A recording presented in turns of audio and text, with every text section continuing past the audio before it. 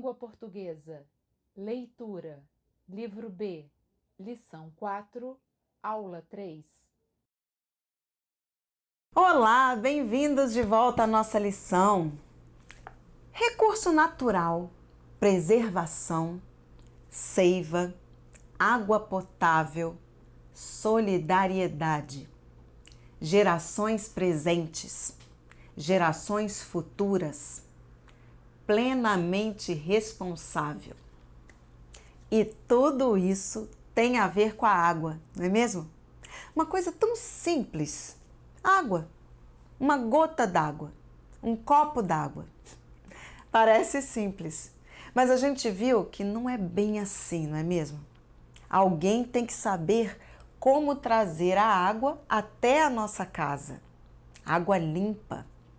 E depois que a água vai embora? Como cuidar para não sujar o rio de novo? Ainda bem que nós já estamos no 3º ano, não é verdade? Podemos entender muito sobre questões importantes, assuntos de gente grande. Vamos à nossa aula? Correção do dever de casa. Leram o texto? Entenderam muita coisa? Tem umas palavras difíceis, não é? O dicionário ajudou? Exercício 2, página 47 do livro B. Vocês encontraram o sentido dessas palavras? É bom, né, a gente saber o que elas significam. Vai ajudar na hora de ler o texto. Vamos ver o que vocês encontraram. Recurso natural.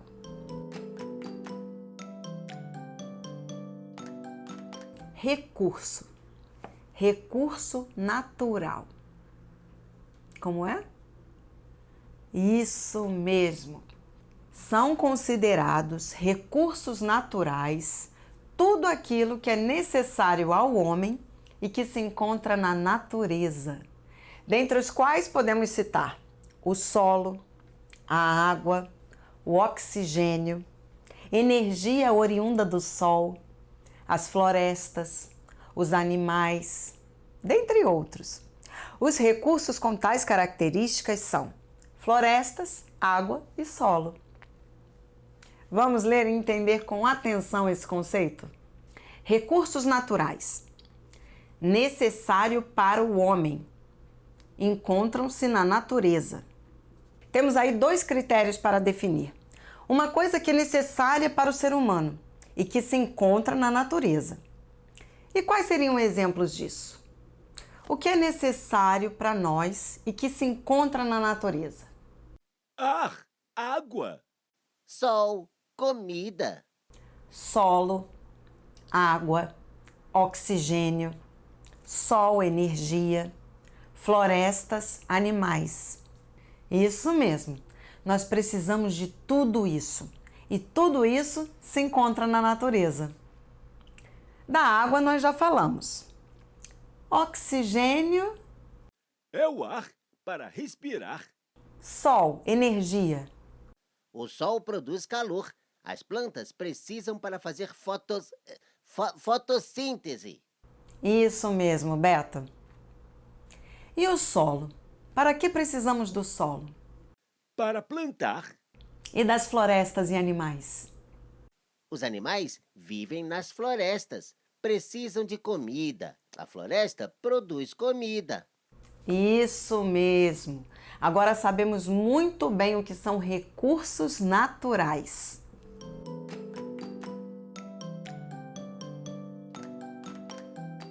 Preservação. Eu vou ler onde se encontra essa palavra no texto. 1. A água é parte da natureza. É um recurso natural. Ela pertence a todos.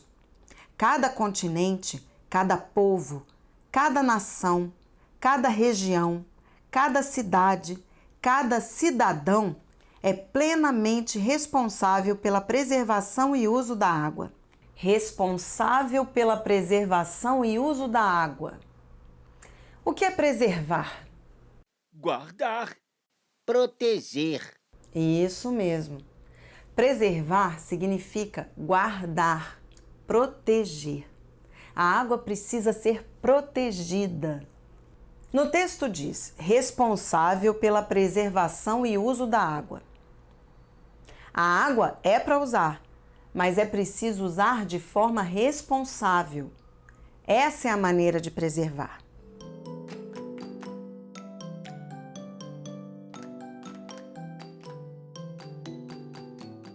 Onde se encontra a palavra seiva no texto? 2. A água é a seiva de nosso planeta. Ela é a condição essencial de vida de todo vegetal, animal ou ser humano. Sem ela, não haveria vida em nosso planeta. A água é a seiva de nosso planeta. Onde vocês encontraram essa palavra seiva? Seiva das plantas. É o líquido que corre nas plantas. E para que ele serve, Beto? O que há nesse líquido? O alimento das plantas. Nós também temos líquidos que correm no nosso corpo. O sangue é um deles. Eles servem para nos ajudar a respirar e alimentar. A água é a seiva do nosso planeta. O que significa isso? Exatamente. A água corre no planeta e serve para alimentar, fornecer os nutrientes. Se faltar água, a terra morre.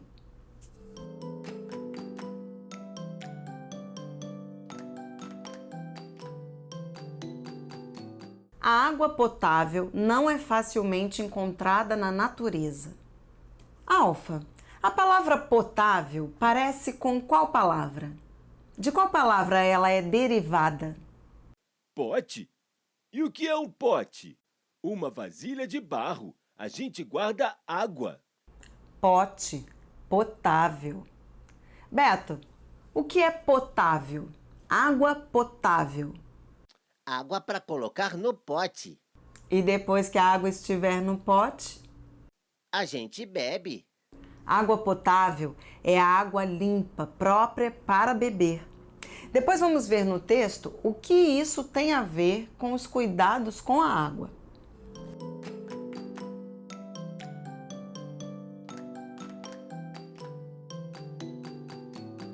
O que vocês encontraram para essa palavra? O que ela significa? Muito bem. É o que ajuda. Aí está uma boa definição de solidariedade. Dar as mãos, ajudar.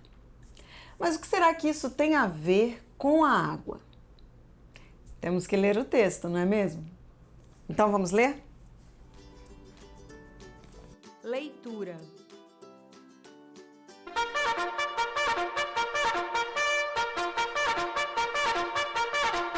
Declaração dos Direitos da Água. A Declaração dos Direitos da Água foi escrita na mesma data em que foi criado o Dia Mundial da Água, em 22 de março de 1992. Ela foi criada para lembrar a todos como esse recurso natural é importante para a existência da vida na Terra. 1. A água é parte da natureza. É um recurso natural. Ela pertence a todos. Cada continente, cada povo, cada nação, cada região, cada cidade, cada cidadão é plenamente responsável pela preservação e uso da água. Vocês observaram como eu li? Como eu dei destaque ao título? Como eu li a explicação sobre a declaração? E como eu li o primeiro artigo da declaração? Isso é ler com fluência, dar vida ao texto. A Declaração dos Direitos da Água foi escrita na mesma data em que foi criado o Dia Mundial da Água, em 22 de março de 1992. Ela foi criada para lembrar a todos como esse recurso natural é importante para a existência da vida na Terra. Alfa, para que existe essa declaração? Por que ela foi escrita? Para lembrar as pessoas da importância da água. A água é importante para a existência da Terra, do planeta. E por que precisa lembrar? O que você me diz? Que resposta você tem para essa pergunta? Por que precisamos lembrar da importância da água? Isso mesmo. A água potável é limitada, pode acabar. A poluição está aumentando. 1. A água é parte da natureza, é um recurso natural, ela pertence a todos. A água é parte da natureza, é um recurso natural. Isso a gente já sabe. Mas tem uma novidade. Ela pertence a todos. Esta é a novidade. A água é de todas as pessoas, as que vivem hoje e as que vão viver no futuro. Por isso precisamos cuidar. E quem deve cuidar? Vamos ver o que diz a frase seguinte? Cada continente, cada povo, cada nação, cada região, cada cidade, cada cidadão é plenamente responsável pela preservação e uso da água. Beto, afinal, quem é responsável pela água? Todo mundo, todos. Isso mesmo. Todo mundo é responsável. Agora vamos ler essa ideia escrita de duas formas? Todos são plenamente responsáveis pela preservação e uso da água. Por que o texto repete cada continente, cada povo? Isso mesmo, para chamar a atenção, todo mundo, os países, as cidades, as pessoas, todo mundo. Reparem como a palavra cada dá mais força à ideia. Cada um é responsável pela preservação e uso. Como é mesmo o título desse texto? Isso mesmo, Declaração dos Direitos da Água. Imagine que você é a água e você ouve esse texto. Que direito você tem, água? O direito de ser preservada.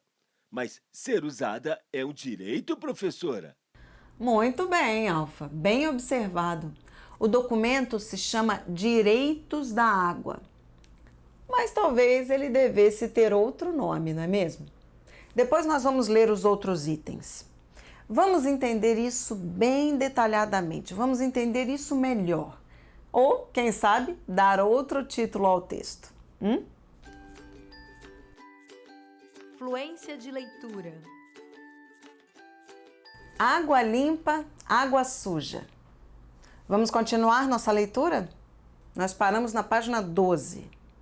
Nesse mundo real, existem estações que ficam vários metros embaixo do solo, com galerias enormes para chegar a elas e muitos túneis por onde a água é levada a quilômetros de distância. Uma rede de canos leva a água até a sua casa. Esta é a rede de água. Outra rede de canos pega a água usada na sua casa de volta. Esta é a rede de esgoto. Só que ninguém vê, a não ser os técnicos e engenheiros das empresas de água e tratamento de esgoto das cidades, é claro. Vamos entrar nesse mundo, pelo menos uma vez, para você entender o que se passa embaixo das ruas da sua cidade. Vamos começar uma aventura ralo abaixo, quer dizer, a aventura que começa depois que damos a descarga no banheiro. A água que desce pelo vaso sanitário ou pelo ralo da nossa casa é chamada de esgoto doméstico. As indústrias também produzem esgoto, é o esgoto industrial. Além dos esgotos domésticos e industriais, o esgoto é formado pela água que desce pelos ralos das ruas da cidade. Você já deve ter andado por aí durante alguma chuva. Se foi uma chuvarada, então, já deve ter observado como a água desce com força pelos bueiros da cidade, não? Esta água é chamada água pluvial, que significa água que vem da chuva. Essa água vai para o esgoto pluvial. Toda cidade deve ter esses 3 tipos de esgoto: doméstico, industrial e pluvial. Muitas cidades têm sistemas especiais para os hospitais e para algumas indústrias que produzem materiais que poluem muito. Mas isso é assunto para outra conversa. Vamos voltar para o nosso mundo subterrâneo. Afinal, para onde vai o esgoto? O que acontece com ele? O esgoto é levado até as estações de tratamento. Agora pare um pouquinho para pensar. Como é o tratamento de esgotos? Será que ele se parece com o tratamento da água? O objetivo do tratamento de esgotos é o mesmo do tratamento da água: separar as impurezas. É preciso separar materiais sólidos do líquido. E é preciso tirar do líquido as substâncias que podem fazer mal, ou seja, que podem poluir o ambiente quando a água voltar para o fundo da terra ou para os mares, rios ou lagos. Na maioria das estações, o tratamento do esgoto passa por 3 fases. A primeira fase é chamada de tratamento primário. Para começar, o esgoto passa por um tanque com grades, onde são separados os objetos sólidos de tamanho grande e médio que estão no esgoto. Depois, o esgoto vai para uma unidade, onde se separam as partículas menores que afundam no esgoto. Partículas que flutuam no esgoto, como óleos e graxas, também são separadas. Você se lembra do tratamento da água? Essa é a fase de retirar as partículas que não descem para o fundo naturalmente. Então, algumas substâncias químicas são jogadas no esgoto para juntar as partículas microscópicas que estejam nessa água. A segunda fase é o tratamento secundário, chamado de tratamento biológico. Nessa fase, acontece algo parecido com o que aconteceria se o esgoto estivesse jogado lá nos rios, nos mares ou nos lagos, mas de maneira bem mais acelerada. É que o esgoto vai para um tanque onde são colocados alguns micro-organismos. São organismos vivos bem pequenos que não vemos a olho nu, mas eles estão lá. São fungos, bactérias, protozoários. Eles se alimentam de algumas substâncias presentes no esgoto. Alguém disse eca por aí? Por último, o esgoto passa pela terceira fase, o tratamento terciário, chamado de tratamento avançado. Geralmente é uma fase para retirar poluentes mais tóxicos que não foram retirados nas fases anteriores. São poluentes que não somem naturalmente no meio ambiente. Eles ficam poluindo o ambiente. Infelizmente, essa fase de tratamento não é muito comum nas estações de tratamento de esgoto no Brasil. Você achou isso ruim? Mas a situação é ainda pior. Você acha que todos os esgotos são tratados? Você acha? Você acha que todos os esgotos são tratados?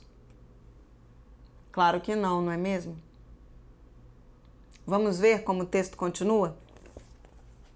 Infelizmente, não é assim que acontece.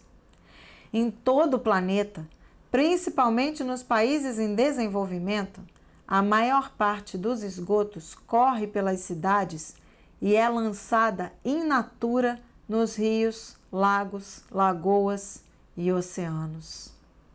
Achou estranha a expressão in natura? Vamos explicar. Ela quer dizer que o esgoto é jogado sem qualquer tipo de tratamento. Quando o esgoto é jogado diretamente nos rios, lagos e mares, esse esgoto leva muito tempo para sumir. Esse processo consome o oxigênio que existe nas águas que recebem o esgoto. Resultado? Quando o volume de esgoto é tão grande quanto o volume de água nos rios, lagos ou mares, falta oxigênio para os animais que vivem ali. Então, os animais que sempre viveram nesses lugares não vão conseguir sobreviver. Nos rios, o esgoto jogado sem tratamento pode causar mau cheiro e assoreamento, que é o acúmulo de sujeira, terra e areia. Além disso, o esgoto sem tratamento pode atrair insetos e ratos, além de deixar a paisagem com um aspecto sujo, destruído, triste. O esgoto jogado nos rios, lagos e mares também pode trazer muitas doenças. Uma das mais graves é a diarreia. Diarreia é brabo. A gente vai ao banheiro sem parar. E tem gente que passa mal, pode até morrer. Isso mesmo. Isso acontece porque falta a rede de esgoto. E o esgoto aberto pode causar doenças. E quando chega no rio, vai poluir ainda mais. Na próxima aula vamos terminar a leitura. Vamos conhecer outros tipos e causas da poluição. Agora abram o livro na página 61 e vamos relembrar o nosso poema. Piscina, de Susana Kfouri de Vargas. Cada estrofe tem um movimento diferente. Acompanhem comigo. Na piscina, todos dançam, viram peixes transparentes na corrente. E giram feito peões, e pulam feito peteca, e afundam pelos buracos que bem depressa se fecham. Flutuam em cima d'água, se atiram pelas beiradas, afundam cabeça n'água, se afogam engolfadas. Viram como eu li? Na primeira aula falamos de cada estrofe e agora a leitura reforçou os movimentos, as rimas.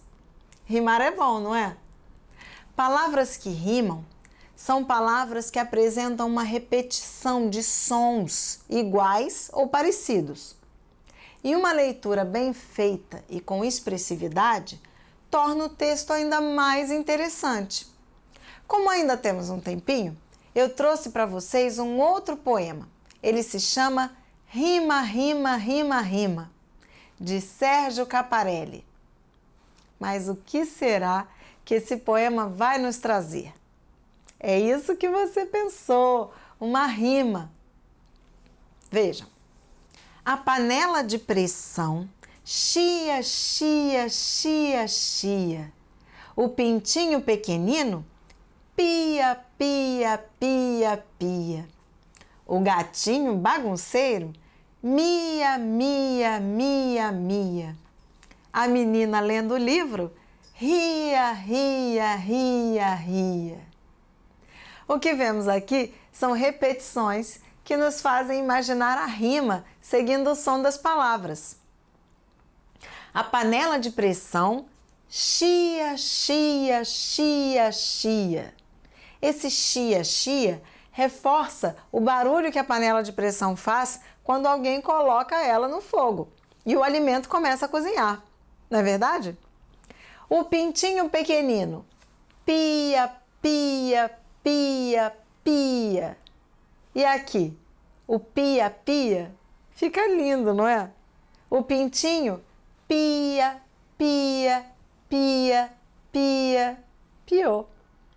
E o gatinho bagunceiro mia, mia, mia, mia, miou.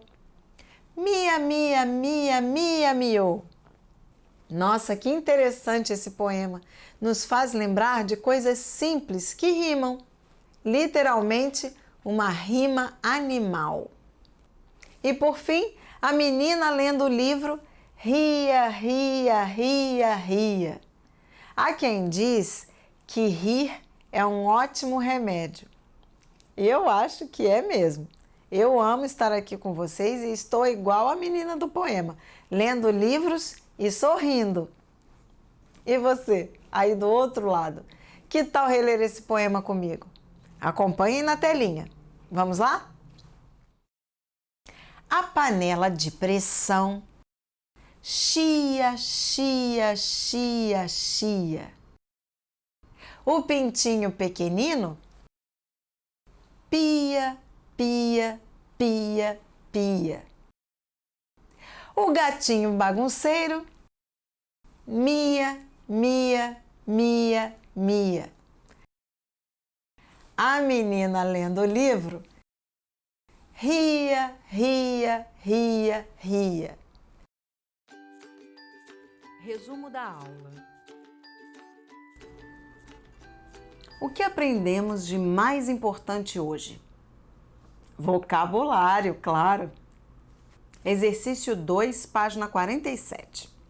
Aprendemos o significado dessas palavras: recursos naturais, preservação, seiva, água potável, solidariedade. Também aprendemos sobre o caminho das águas embaixo da terra. Para onde vai a água que sai da nossa torneira? O que acontece quando ela não vai? Outra coisa importante que aprendemos: como ler uma declaração, como ler o título, anunciar a declaração com toda a pompa e circunstância, com solenidade, gravidade. Senhoras e senhores,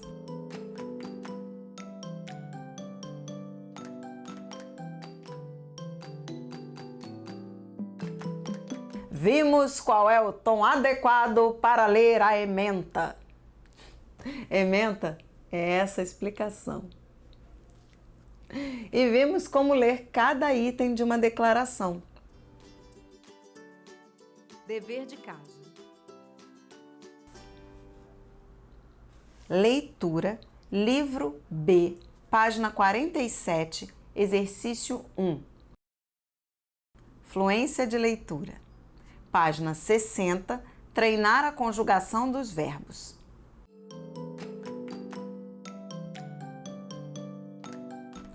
Vocês já sabem como fazer o exercício da ficha. Escrever as perguntas no caderno, examinar o texto, responder com frases completas, bem caprichado. E os verbos? Treinem bastante. Tentem conjugar lendo e depois de cor, sempre com a entonação adequada. Combinado? Até lá!